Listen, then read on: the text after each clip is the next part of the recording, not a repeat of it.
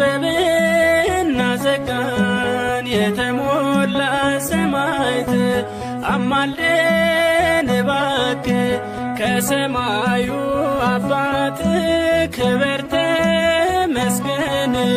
የሰማዕቱ ንጉሥ ጽናቱን ስጠን እንደ እስጢፋኖስ ርዕሰ ደቡና